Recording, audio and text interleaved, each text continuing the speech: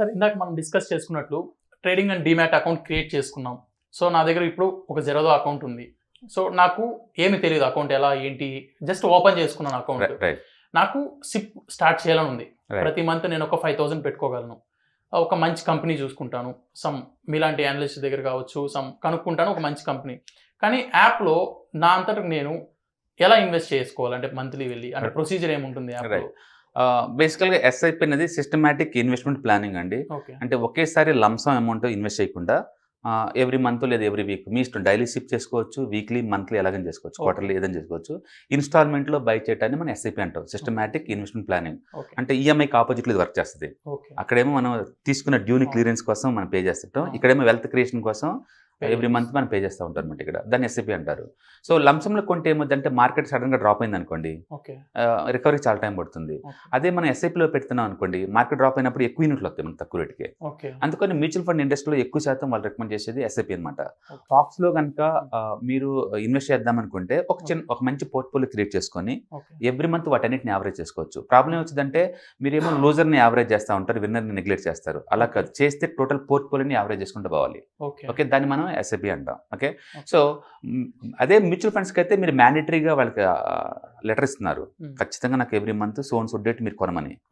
అదే మనం మ్యూచువల్ ఫండ్స్కి మనం ఎస్ఐపి లేకుండా లంసం కొనుక్కోవచ్చు ఎవ్రీ మంత్. ఎవ్రీ మంత్ 5,000 అలా ఇన్వెస్ట్ చేయగలిగితే మీరు ఎప్పుడు కావాలంటే అప్పుడు బై చేసుకోవచ్చు, మీ దగ్గర మనీ ఎప్పుడు ఉంటే అప్పుడు. ఓకే, జీరోదాలో ఒకవేళ మ్యూచువల్ ఫండ్స్ కనుక మీరు ఎస్ఐపి రూట్లో వెళ్ళాలి అనుకుంటే జీరోదాకి ముందు మనం మనీ అప్లోడ్ చేసుకుని దాంట్లో లోడ్ చేసాం అనుకోండి, మనీ లోడ్ చేసుకున్నాం అనుకోండి, అది ఆటోమేటిక్ కట్ చేసుకుంటూ పోతుంటుంది. బ్యాంక్తో సంబంధం లేదు. బ్యాంక్ నుంచి మనం మాన్యువల్గా పంపిస్తాము, అకౌంట్లో ఉన్న అమౌంట్ ఎవ్రీ మంత్ కట్ అవుతూ ఉంటుంది. అది ఒక ప్రొసీజర్. లేదు నేను ఆటోమేషన్ చేద్దాం అనుకుంటే మీ ప్రొఫైల్కి వెళ్ళారనుకోండి, అక్కడ ఫండ్స్లోకి వెళ్ళిపోతే బ్యాంక్ ఇది ఉంటుంది, మ్యాండేటరీ ఉంటుంది, బ్యాంక్ మ్యాండేటరీ ఆప్షన్ ఒకటి ఉంటుంది. దాంట్లోకి వెళ్ళి మీ డీల్స్ కనుక ఫిల్ చేస్తే మీ బ్యాంక్ నుంచి అప్రోచ్ వచ్చేస్తాయి. ఆటోమేటిక్గా మీ బ్యాంక్ నుంచి అక్కడ షిఫ్ట్ అవుతాయి, అక్కడ నుంచి జీరోదా నుంచి మ్యూచువల్ ఫండ్స్కి అమౌంట్ వెళ్తూ ఉంటుంది. అట్లా మీరు చేసుకోవచ్చు. లేదు నా బ్యాంక్ నుంచి నేను ఆధారేసి నాకు వద్దు అనుకుంటే మీరే మాన్యువల్గా బ్యాంక్ నుంచి మీ జీరోదాకి మనీ ట్రాన్స్ఫర్ యాడ్ చేసుకోండి. అది అప్పుడు ఎవ్రీ మంత్ డిడక్ట్ చేసుకుంటూ పోతుంటుంది. ఈ 2 ఆప్షన్స్ వాడచ్చు. ఒకవేళ మీరు ఈ ట్రేడింగ్ అకౌంట్లు నాకు ఇవేం తెలియదు అనుకున్నారనుకోండి, సింపుల్గా ఇవాళ రేపట్లో ప్రతి బ్రోకర్లు బయట ఈవెన్ పేమెంట్ బ్యాంక్స్ కూడా ఎంటర్ అయ్యారు ఈ ఇండస్ట్రీలో. సో మీరు ఆటో డిడక్ట్ పెట్టుకోవచ్చు మీ బ్యాంక్ నుంచి డైరెక్ట్గా. మీకు ఉన్న ఛాయిస్ చాలా ఉంది. బట్ మీకు కనుక నాలెడ్జ్ కనుక్కుంటే మీ ఓన్గా బై చేసుకుంటే బెటర్ ఎస్ఐపి బదులు. ఎందుకంటే మార్కెట్లో డిస్కౌంట్ వచ్చిన ప్రతిసారి మీరు బై చేసుకోవచ్చు.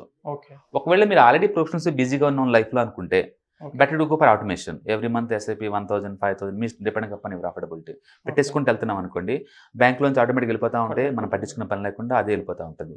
ఈ 2 ప్రైస్లు ఏదైనా చేసుకోవచ్చు. మేమైతే మా స్టూడెంట్ కమ్యూనిటీకి మీరు మాన్యువల్గా బై చేయమంటాం. డిస్కౌంట్ వచ్చిన ప్రతిసారి మాన్యువల్గానే బై చేసుకోవాలి. అమౌంట్ కట్ అయినప్పుడు ఎంతలో కొంటున్నాం అనేది ఒక ఇన్ఫర్మేషన్ అనేది ఉంటుంది ఆటోమేటిక్ దానికి దీనికి. అంటే ఆటోమేషన్ అంటే మీరు ఆల్రెడీ వేరే ప్రొఫెషన్లో బిజీగా ఉన్నారు, ఇది నేను పట్టించుకున్నంత టైం నాకు లేదు, అందుకు నేను ఆటోమేషన్ చేసి వదిలేశాను. బట్ ఆ పర్టికులర్ టైం అప్పుడు మార్కెట్లో డిస్కౌంట్ ఉండాలని రూల్ ఏం లేదు కదా. అదే మీరు కనుక మార్కెట్ని వాచ్ చేసే వాళ్ళు కనుక అయితే మీరు అప్పుడప్పుడు మాన్యువల్ బై చేసుకోండి డిస్కౌంట్ వచ్చిన ప్రతిసారి. అదేమో ఆటోమేటిక్ కట్ చేసుకుంటూ ఉంటుంది మీ బ్యాంక్ అకౌంట్ నుంచి.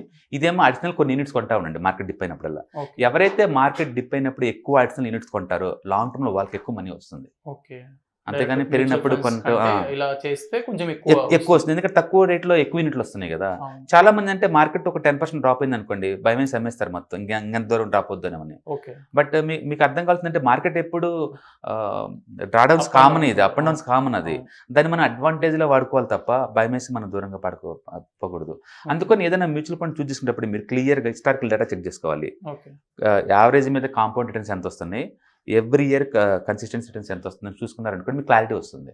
అందుకని మేము మ్యూచువల్ ఫండ్స్ దగ్గర 10,000 ఉన్నాయి ఇండియాలో. ఏఎంసీ కంపెనీస్ 50 దాకా ఉన్నాయి. అయినా మేము 4-5 ఎందుకు ఫోకస్ చేస్తామంటే అవి గుడ్ రేట్ ఆఫ్ రిటర్న్స్ ఉన్నాయి, లూజ్ థీమ్ అనమాట అవి. ఓకే, అంటే ఇప్పుడు ఆ 4-5 కంపెనీస్ ఏవి గుడ్ రిటర్న్స్ ఇచ్చేది నేను స్టార్ట్ చేయాలనుకునేది? సో బేసికల్గా ఐటీ ఇండస్ట్రీ చాలా హాట్ అండి ఇప్పుడు. మీకు యావరేజ్ మీద ఇండియాలో బిగ్గెస్ట్ రిటర్న్స్ ఇచ్చిన లాస్ట్ 10 years అంటే IT mutual funds, IT index కూడా వస్తుంది. బట్ ఒక్క సెక్టర్ స్పెసిఫిక్ నేను ఎప్పుడు రికమెండ్ చేయను, ఎందుకంటే అది వాలటైల్ అవ్వచ్చు. కొన్నిసార్లు హాట్ ఉంటుంది ఆ థీమ్, కొన్నిసార్లు నాన్ హాట్ అయిపోద్ది. దాని బదులు బ్రాడ్గా ఫండమెంటల్స్కి మనం ఫ్రీడమ్ ఇచ్చామనుకోండి వాళ్ళు ఆపరేట్ చేస్తారు. అందుకని లాంగ్ టర్మ్ మీరు ఉండాలి అనుకుంటే కనుక నా ఫేవరెట్ థీమ్ ఎప్పుడు కూడా స్మాల్ క్యాప్ మ్యూచువల్ ఫండ్స్. అన్నిట్లో వాటిల్లో బెస్ట్ పర్ఫార్మెన్స్ ఉన్నాయి 2-3 చూస్ చేసుకోమంటే మాత్రం నేను I'll go for SBI small cap direct growth, otherwise I'll go for Axis small cap direct గ్రోత్కి వెళ్తాను. ఎందుకు అదంటే నా దగ్గర ఆన్సర్ ఏం లేదు, ఎందుకంటే it's giving more than 20% per annum.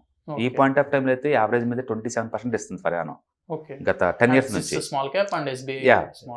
But I'm expecting 20% per annum. So long టర్మ్లో అది ఆల్రెడీ ప్రూవన్ చేసుకున్నాయి కాబట్టి అందులో ఇన్వెస్ట్ చేస్తాను. నాకు సేఫ్టీ కావాలి, నాకు రిటర్న్స్ కూడా ఎక్కువ కావాలి అంటే ఫారిక్ ఫ్లెక్సీ ఫండ్ ఉంటుంది. వాళ్ళు ఇంటర్నేషనల్ మార్కెట్లో 10 కంపెనీస్లో ఇన్వెస్ట్ చేస్తారు, ఇండియాలో 15 కంపెనీస్లో, మన టోటల్గా 25 to 30 కంపెనీలు ఇన్వెస్ట్ చేస్తారు. అవి కూడా యావరేజ్ రిటర్న్స్ 22% పర్ యానం వస్తుంది గత 10 years నుంచి. అది కూడా బాగుంటుంది. మీరు 2 తీసుకోవాలంటే ఒకటి ఫరాగ్ తీసుకోండి, ఒకటి యాక్సెస్ కానీ స్మాల్ క్యాప్ కానీ తీసుకోండి. ఒకటే తీసుకోవాలంటే ఏదైనా తీసుకోవచ్చు ఒకటి, బట్ ఎక్కువ తీసుకోవద్దు. కొంతమంది 10-20 కూడా తీసుకుంటారు. అంటే బిల్లు మీరు ఒకటి కొంటే ఆ లిటరల్లీ 50 స్టాక్స్ కొన్నట్టు లెక్క. మీరు కొనుక్కుంటే అలా పోతాను 4-5 మ్యూచువల్ ఫండ్స్, మీకు వచ్చేది ఏముండదు. టూ మచ్ డైవర్సిఫికేషన్ కూడా ఇట్స్ బ్యాడ్. ఒకటే రెండు సరిపోతుంది ప్రతి ఒక్కరికి. మనకి నమ్మి ఒక కంపెనీ మీద పెట్టుకోవడం బెటర్ అంటారు. వాళ్ళు ఏంటంటే బేసిక్గా 50 కంపెనీస్ ఉన్నాయి ఆల్రెడీ దాంట్లో ఫోల్డర్లో. ఓకే, 15లో వాళ్ళు యావరేజ్ చేస్తున్నప్పుడు మళ్ళీ మీరు ఎందుకు ఇంకో మ్యూచువల్ ఫండ్స్ ఏది తీసుకున్నా సరే మీకు యావరేజ్ మీద 20-25 మధ్యలో 20 వస్తుంది లాంగ్ టర్మ్ లో. రూల్ ఏంటంటే మీరు డౌన్ ట్రెండ్ లో బయటకు వెళ్ళకూడదు, అదొక రూలే. ఎక్కువ బై చేయాలి తప్ప ఆ టైంలో బయటకు వెళ్ళకూడదు. మార్కెట్ ఆల్ టైమ్ హైలో ఉన్నప్పుడు మీరు కావాలంటే కొన్ని ఎన్కాష్ చేసుకోవచ్చు, కొన్ని అమ్మేసి. స్టాక్ మార్కెట్లో ఎప్పుడు రిస్క్ ఉంటుందండి. ఈక్విటీ అంటేనే అది ఎంటర్‌ప్రెన్యూర్‌షిప్ అనమాట, అది రిస్క్ ఎప్పుడు ఉంటుంది. అందుకని మీకు ఎప్పుడైనా ప్రాఫిట్లో వచ్చేసింది అనుకోండి, 30% అలా వచ్చింది అనుకోండి మ్యూచువల్ ఫండ్లో, కొన్ని యూనిట్స్ అమ్మేసుకొని ఎన్కాష్ చేసుకొని దాన్ని వేరే అసెట్‌కి షిఫ్ట్ చేసుకోండి. ఎందుకంటే మార్కెట్ ఆల్ టైమ్ హైలో ఉన్నప్పుడు రిస్క్ మేనేజ్ చేయడం చాలా చాలా ఇంపార్టెంట్. ఒకటే ప్రొడక్ట్ మీద మనం ఎప్పుడు ఫోకస్ చేయకూడదు. అందుకని మేము మా స్టూడెంట్ కమ్యూనిటీకి ఏంటంటే కొంతమంది ఈటీఎఫ్స్లో, కొన్ని మ్యూచువల్ ఫండ్స్లో, కొన్ని స్టాక్స్, కొన్ని ఇలా మనం డైవర్సిఫై చేస్తాం. అప్పుడు మార్కెట్ వాలిడిటీ అయినా అన్ని ఒకేలాగా ఎఫెక్ట్ అవ్వవు. అట్లా మీరు డైవర్సిఫికేషన్ అవుతుంది. అందుకని మీరు హార్డ్ కోర్ ట్రేడింగ్ చేసినా సరే మ్యాండేటరీగా ఒక మ్యూచువల్ ఫండ్లో ఇన్వెస్ట్ చేయమని చెప్తాను.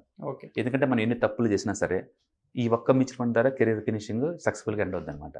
అందుకని strong recommend anyone you have to invest in one mutual fund. Doesn't matter how much money you're earning, ఎందుకంటే లాంగ్ టర్మ్ వెల్త్ క్రియేషన్ బాగా యూజ్ అవుతుంది.